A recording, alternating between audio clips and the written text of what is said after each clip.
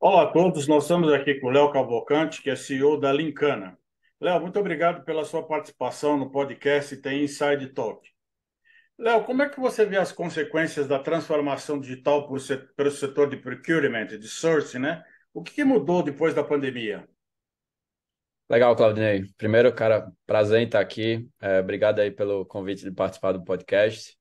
Bom, me apresentando aqui rapidamente, né? Eu sou Léo, sou um dos cofundadores da Lincana. Hoje estou como CEO da empresa. A Lincana é uma solução uma fundação de dados de fornecedores compartilhada. Então, a gente atua dentro do setor de compras e procurement, entregando os melhores dados de fornecedores, tanto para empresas encontrarem novos fornecedores, fazerem rotinas de cadastro, analisarem riscos, gerenciarem performance, enfim, uma série de informações relevantes para a tomada de decisão de fornecimento, né? Você escolher na hora de comprar, fazer isso com a melhor governança. E a Lincana tem ajudado nessas rotinas, principalmente com grandes empresas, há aproximadamente 4 anos. A gente está no mercado aí desde 2019 com essa solução, que é bem focada no Brasil e que tem uma boa sinergia para a gente expandir também na América Latina. E aí, já respondendo a tua pergunta, né, falando um pouco sobre transformação digital de procurement e como é que esse cenário evoluiu, principalmente considerando a pandemia, eu acho que a gente tem uma situação bem peculiar no nosso mercado.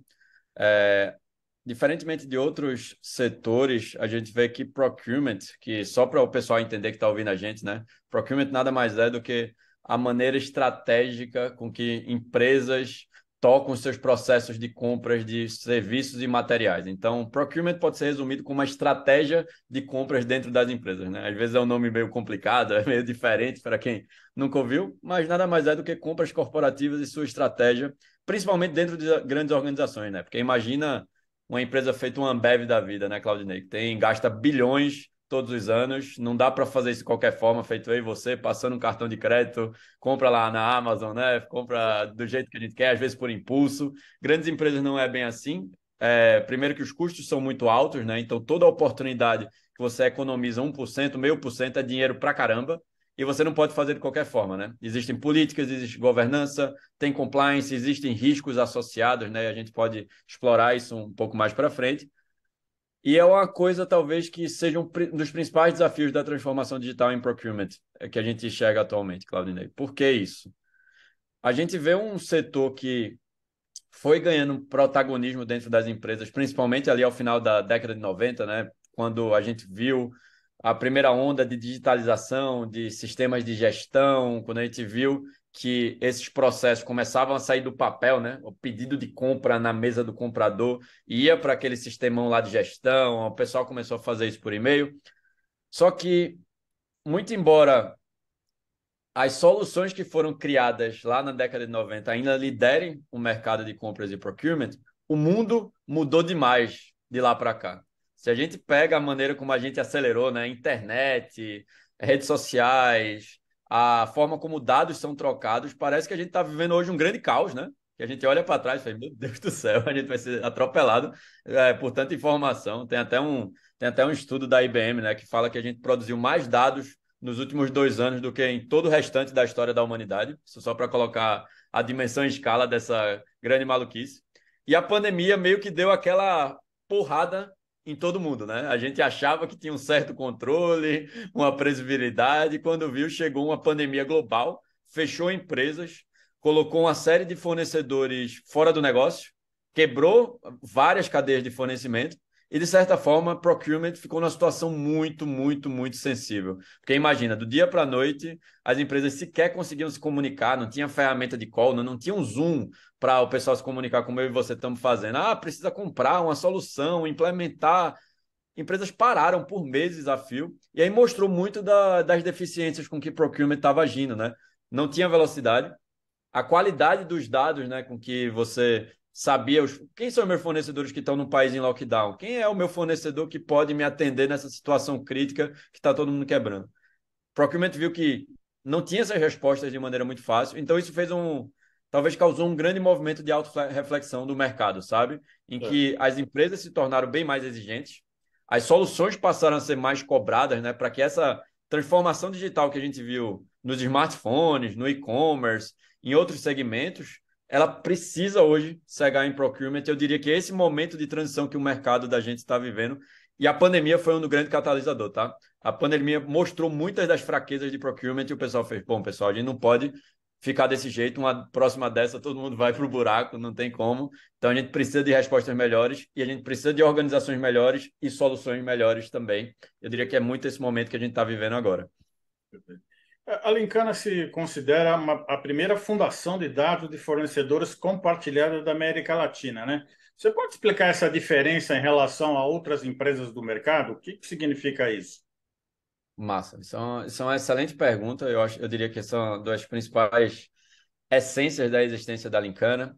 E essa fundação de dados de fornecedores compartilhada, a gente entende que ela seria a grande resposta para uma das principais falhas de tecnologia dos sistemas de procurement. Vamos pegar, Claudinei, aquele exemplo que a gente tinha conversado. Década de 90, né? Bom, grandes sistemas, vamos colocar tudo nesse mesmo sistema, todos os dados, vamos digitalizar tudo e vamos tirar do papel. Bom, lá para a década de 90 isso fazia sentido para caramba, né? Só que agora o ano é 2023, né?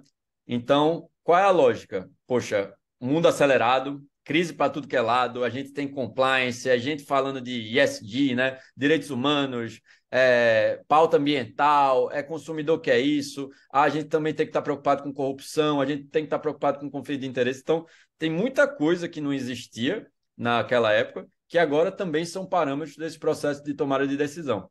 Só que quando a gente pensa na lógica com que os sistemas foram criados, eles foram pensados naquela ideia do, bom, o Claudinei tem uma empresa dele, ele vai ter a base de fornecedores dele, ele vai construir os critérios dele lá dentro, ele vai impor esses critérios para fornecedores, né? Então ele vai fazer um checklist, vai pedir documento, o fornecedor vai mandar, vai ter que atualizar. O problema é que não é só o Claudinei fazendo isso. Tem também 50 milhares, centenas de milhares de outras empresas tentando fazer a mesma coisa, sem compartilhar essas informações. Mesmo o Claudinei tendo o mesmo processo que a empresa do lado dele, se o fornecedor manda um dado bancário para você, Claudinei, hoje os sistemas de compras lá que a gente tem conversado, né, esses sistemas mais antigos que hoje lideram o mercado, eles têm uma lógica de que aquele mesmo fornecedor vai ter que mandar o mesmo dado bancário para a empresa do lado também. Isso gera mais ineficiência, gera uma duplicidade de processos completamente inútil, né? Porque o mesmo dado fica tendo que ser reenviado várias vezes e cria uma carga de trabalho para o fornecedor completamente desnecessária. E aí a gente pensou, poxa, qual é a forma de resolver isso, né? Imagine, então, uma base de dados compartilhada, né? Uma fundação de dados compartilhada, onde uma vez que o fornecedor já tenha mandado o dado ou a gente já tenha coletado o dado, aquele dado não vai só valer para o Claudinei, ele vai valer para qualquer empresa que quiser usar aquela mesma informação, seja uma informação de cadastro, como um dado bancário, seja uma informação de risco, né, como a informação se o Claudinei tem algum tipo de infração ambiental ou não, sejam até as informações comerciais que dizem o que é que a TI Inside faz, qual é o portfólio dessa empresa e como é que ela poderia ser contratada por outros compradores. A ideia dessa fundação de dados de fornecedores compartilhada, Claudinei, é universalizar e padronizar o máximo de informações para que ela não tenha uma utilidade única, exclusiva dentro de um único processo. É para valer para todo mundo. E a parte legal de você criar essa lógica universal, né, a gente na Linkana chama de perfil universal do fornecedor. É como se fosse um LinkedIn B2B, né? Em vez de ser aquele LinkedIn lá entre pessoas, é como se fosse um LinkedIn entre empresas, em que esse perfil universal ele é compartilhado com todo mundo. É como se fosse a sua versão lá para a internet do seu CNPJ, que não só eu dou os dados, mas eu também dou os insights, né? Poxa, qual é a forma mais legal de analisar esse dado aqui dessa infração? Pô, vamos criar um score ESG, né, para analisar riscos socioambientais. A Linkana tem um score como esse que vai lá analisar o score daquele CNPJ, não para o Claudinei. É o mesmo score para todo mundo. Meio que o Serasa fez para o mercado de análise de risco e crédito, né? A gente está criando a mesma coisa, só que para procurement, e é isso que uma fundação de dados de fornecedores compartilhada faz, né? Eu conecto e me torno a verdadeira base de dados que todas essas organizações de compras estão utilizando. Você tem uma base de dados compartilhada que vocês, obviamente, fazem a checagem, ver se está tudo correto, e essa base de dados está disponível para todos que trabalham naquela cadeia. E a parte legal disso, né, que, pô, imagina eu poder usar os mesmos dados e tomar as mesmas decisões do mesmo jeito que a Ambev toma, com os mesmos dados que a XP utiliza. Então, eu tiro toda aquela obrigação de uma empresa desenvolver sua política, seu processo e se preocupar com a governança do dado. Eu tenho essa fundação compartilhada que faz isso para toda a rede. Perfeito. Mas você falou nos fornecedores tradicionais, né? Inclusive, existem grandes fornecedores até de ERP que têm no seu portfólio produtos de procurement, de supply chain, né? Como é que a Lincana se posiciona nesse tipo de concorrência? Excelente. Quando a gente pensa nesses RPs, você pode conectar com aquela ideia dos grandes líderes de mercado. Quando a gente pensa nas soluções que hoje lideram o mercado de procurement, são as soluções globais, são as soluções mais enterprise, né, que o pessoal chama, né, aquelas soluções mais corporativas, e Sim. elas estão liderando o mercado há 25, 30 anos. Só que pensa naquele paradigma que eu acabei de te falar, né? Todas essas soluções têm esse mesmo problema que a gente comentou. Os dados que estão sendo coletados e armazenados nessas soluções estão tudo dentro dessa lógica de silo, né? Quando a gente fala silo, é dessa maneira isolada. Está todo mundo tentando construir o seu, o que obriga a empresa a ter o máximo de conhecimento sobre tudo, né? Pô, eu tenho que ter de cadastro de compliance, de registro socioambiental, tenho que fazer tudo. Eu vou impor o meu processo ao fornecedor, vai gerar processo duplicado. Então, para a gente, essa falha de tecnologia em procurement foi um dos grandes motivos pelo qual as soluções não entregaram as respostas certas durante a pandemia. Os dados eram ruins, chegavam com pouca velocidade, porque é aquele negócio. Quem é meu fornecedor que está num país com lockdown? Pô, vamos aplicar um questionário na minha base de 10 mil fornecedores e vamos tentar descobrir isso durante a pandemia. Imagina quanto tempo a resposta dessa demora a chegar, né? O fornecedor desesperado, a empresa lá precisando vender, tentando descobrir como é que vai sobreviver na pandemia. Eu vou ficar respondendo questionário de cliente meu sobre onde é que eu estou localizado? Não dá tempo, né? A gente tem maneiras mais inteligentes de fazer isso.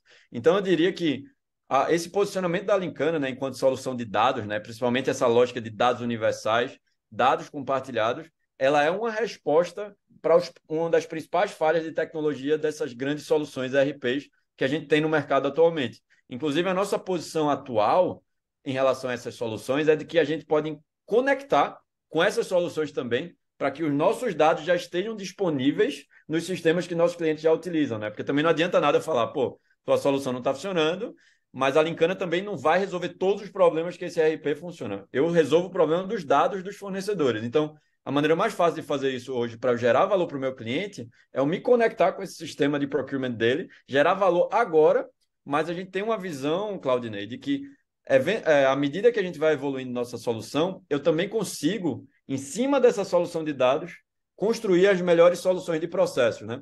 E aí o Claudinei fala, pô, se a Lincana já tem os dados, por que ela também não pode ser a minha plataforma onde eu vou fazer uma concorrência de fornecedores, né?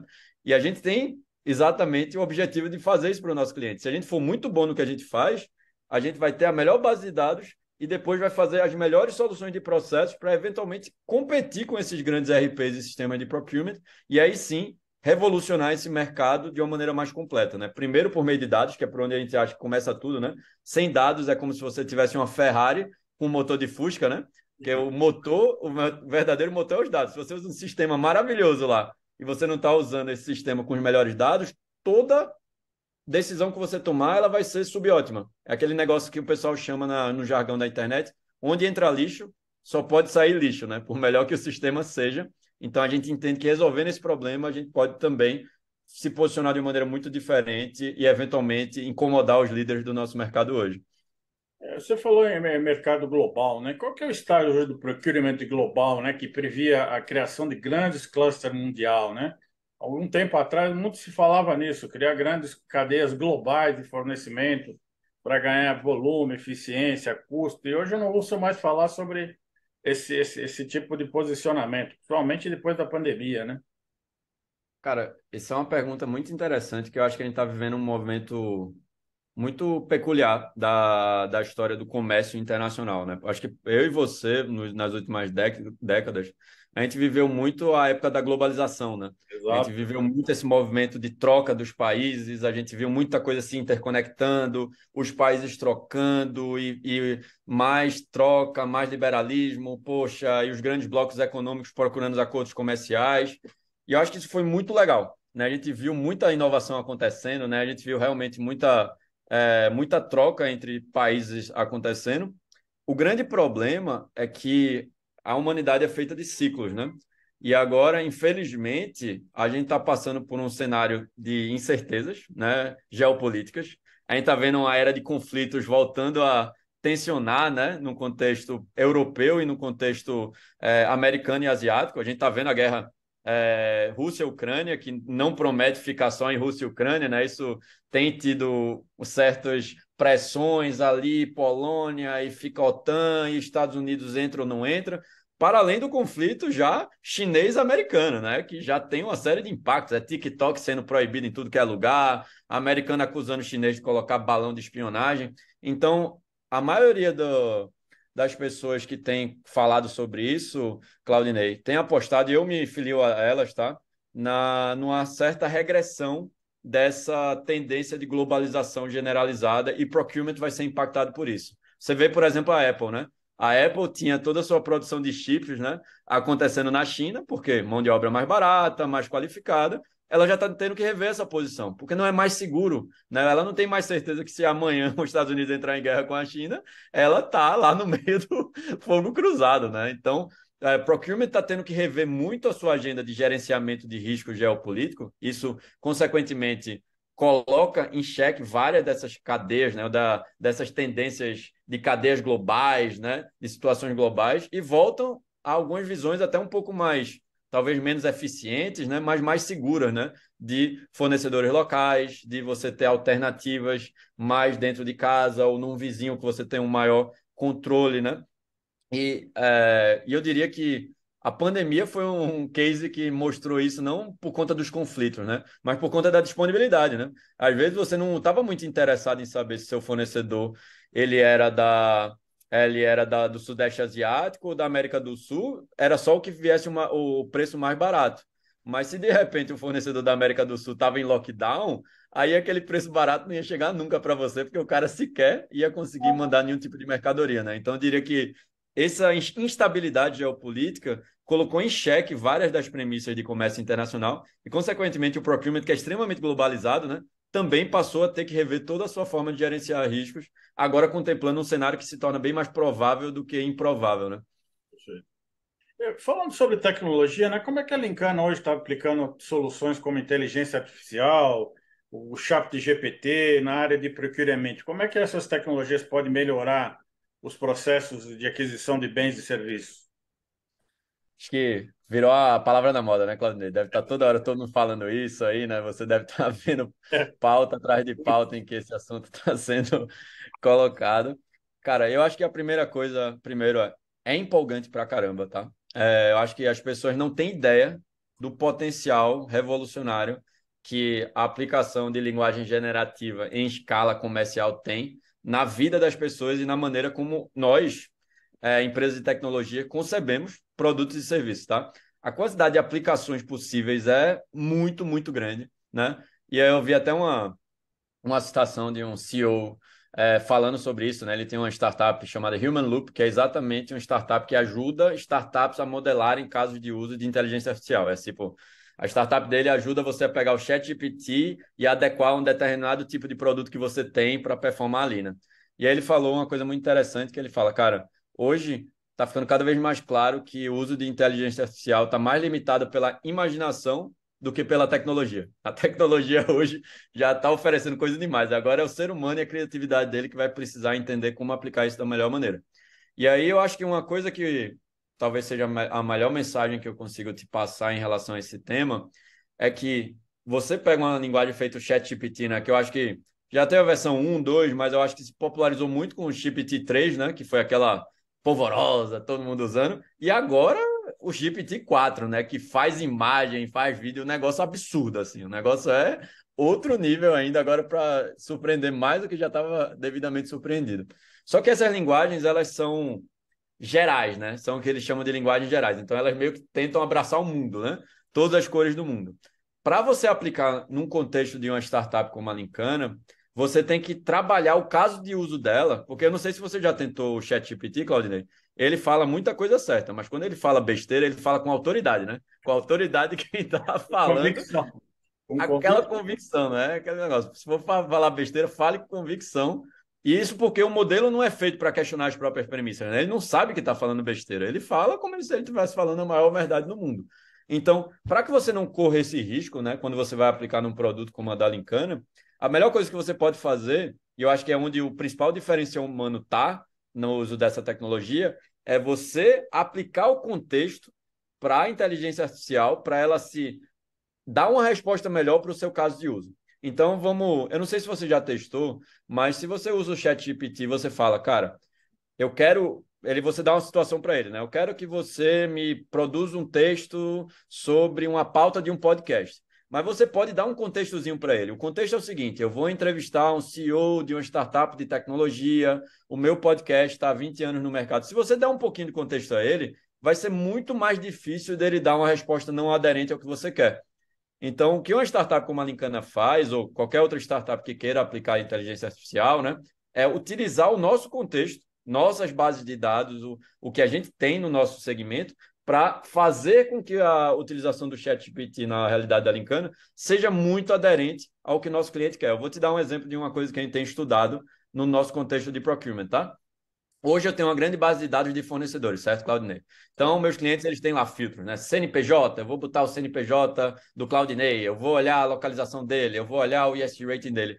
Então, é uma busca muito estática, né? Você pode fazer alguns filtros, você pode buscar lá e eu vou te ajudar a encontrar uma determinada informação.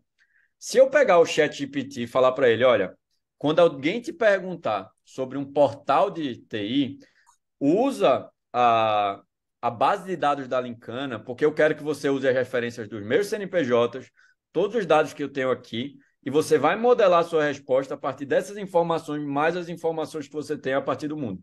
Quando alguém fizer a busca, qual é o melhor fornecedor de informações, o portal de notícias de tecnologia do Brasil, ela não vai dar só a resposta baseada nas informações que ela teve no Google ou de onde ela tirou a informação.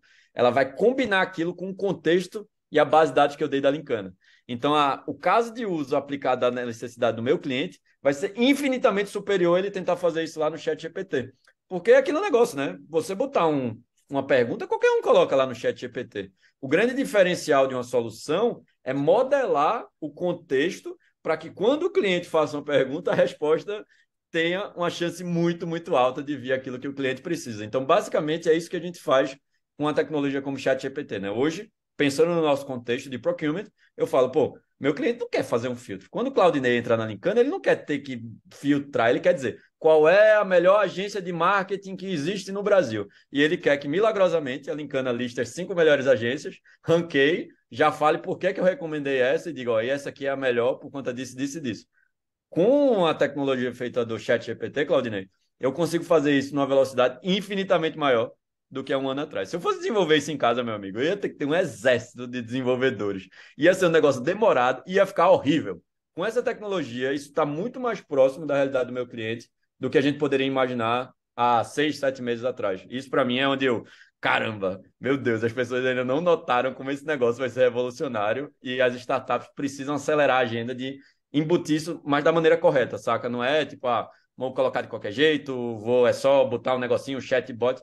Tem que aplicar muito bem o contexto e tem que aplicar muito bem dados que vão mudar o contexto que o chat GPT tem ou qualquer outra inteligência artificial parecida com ele, né? Perfeito.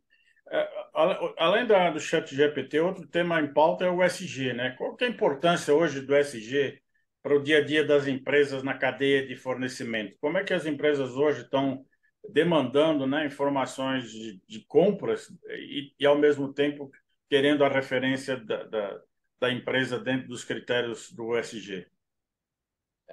Acho que por muito tempo isso parecia uma coisa muito distante, né? O pessoal fala ESG, ESG, né? Parecia É. um negócio ali meio uma sopa de letrinha, né? Pô, lá vem, coisa de empresa grande. E eu diria que quando isso surgiu lá no início dos anos 2000, Claudio, né? A sigla mesmo, né?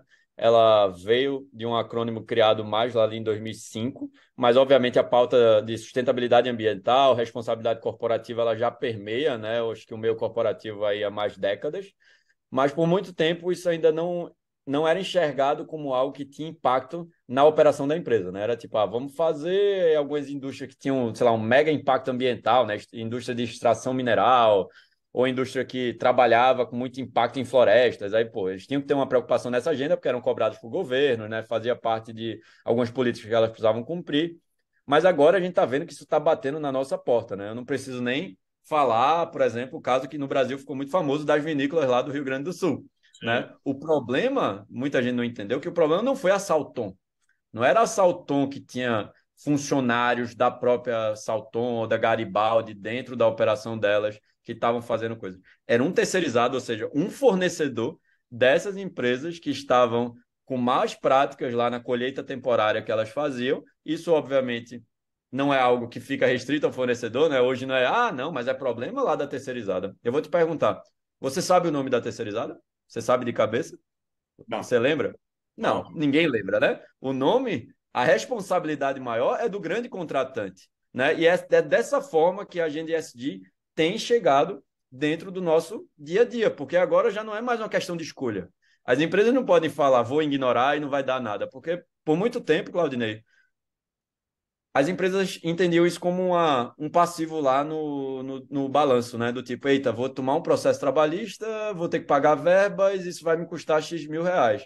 Só que agora o impacto reputacional mais operacional dessa conta é muito maior. Teve uma série de supermercados anunciando, não compro mais desse vinho, não quero mais saber, investidor anunciando que não vai mais investir. Isso tem se tornado algo muito recorrente em dois principais aspectos, né? Na pauta ambiental, né? A gente tem falado muito sobre redução de emissão de carbono, desmatamento, net zero, né? Preocupação com o aquecimento global. Então, essa pauta ambiental tem se tornado uma agenda muito forte. Governos têm cobrado, investidores têm cobrado, né? O BlackRock agora reforçou na última carta desse ano, que ele já vinha falando desde o ano passado, que a descarbonização é uma preocupação e eles são os maiores fundos de investimento do mundo, então eles estão descarbonizando os investimentos dele, o que vai tornando o acesso a capital mais escasso para empresas que não tenham agendas de descarbonização muito claras, né, e muito específicas em seus boards.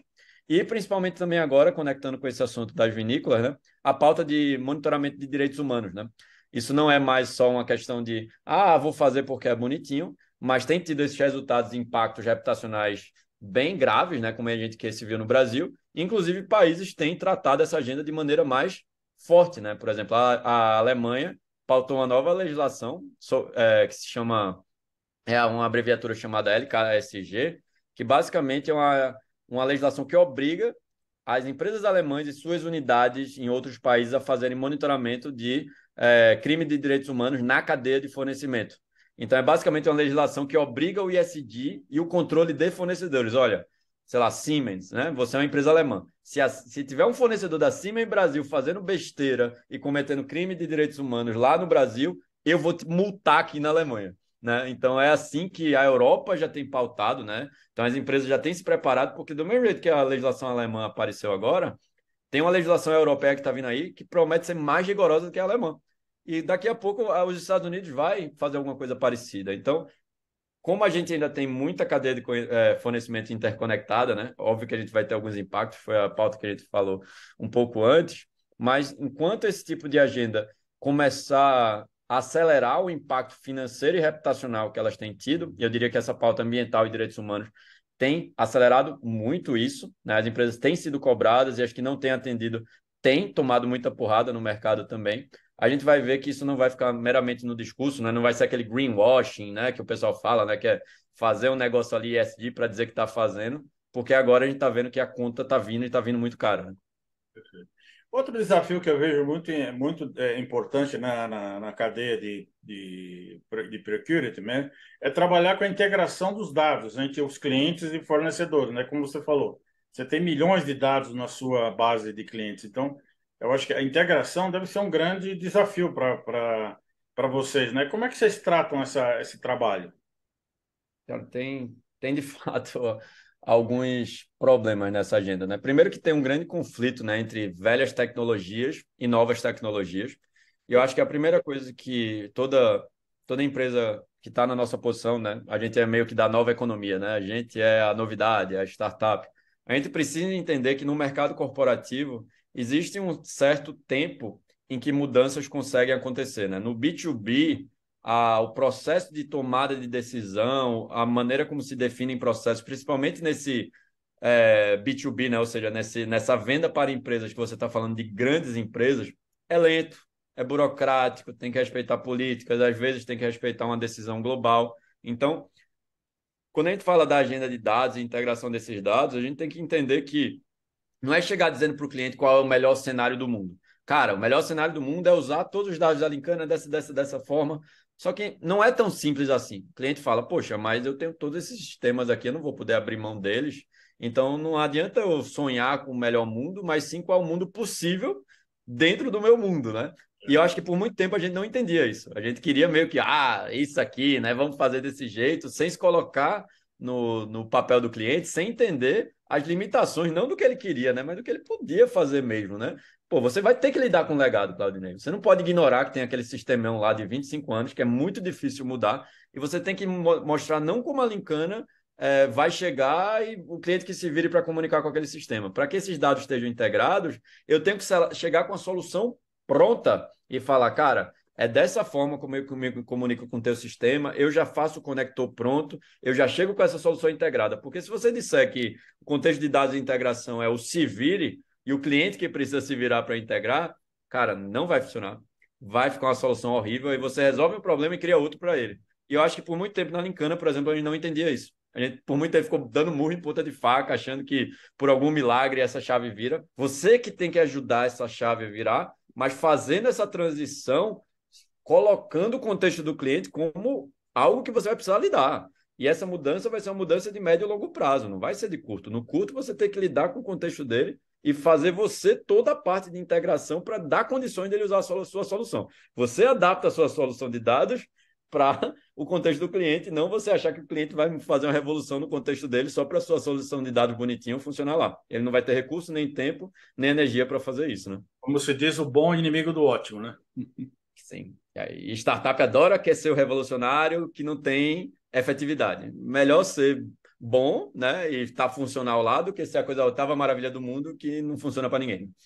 Léo, para finalizar o nosso bate-papo aqui, qual que é o investimento que vocês pretendem hoje fazer em desenvolvimento de tecnologia, né? Qual que é a sua visão de mercado aí para 2023? Quais são os planos da empresa?